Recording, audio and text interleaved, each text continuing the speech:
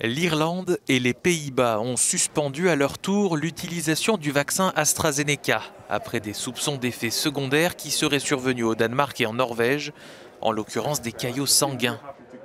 Auparavant, la Finlande, la Bulgarie et l'Islande avaient interrompu les injections du sérum britannique. Aucun trouble suspect de la coagulation n'a été constaté en Irlande, mais le ministre de la Santé a estimé dans un tweet que la suspension du vaccin AstraZeneca avait été décidée par précaution. Le laboratoire a indiqué dimanche qu'aucune preuve d'un risque accru d'embolie pulmonaire n'avait été apportée après l'examen des 17 millions de personnes vaccinées dans l'UE et au Royaume-Uni. Un avis partagé par l'OMS qui estime que les bénéfices du vaccin dépassent largement les risques encourus.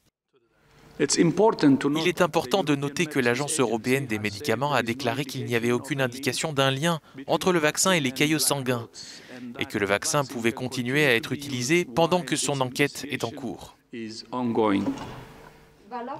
Pour AstraZeneca, ces déconvenues s'ajoutent à la nouvelle baisse de ses livraisons à l'Union européenne d'ici juin que le laboratoire a été contraint d'annoncer en invoquant des problèmes d'exportation. En France, la pression hospitalière s'intensifie surtout en Île-de-France.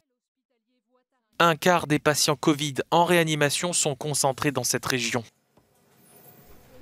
Afin d'éviter une saturation des hôpitaux de région parisienne, le gouvernement français a commencé à transférer des patients vers d'autres régions du pays. 6 malades ont été évacués ce week-end. La situation est tendue, préoccupante en région Île-de-France. Nous multiplions les évacuations sanitaires parce que chaque lit compte. De leur côté, les Italiens entament un nouveau confinement ce lundi jusqu'au 6 avril. Écoles, restaurants, magasins et musées seront fermés dans la majeure partie du pays, classés en zone rouge. Les autorités tablent sur une amélioration dans la seconde moitié du printemps.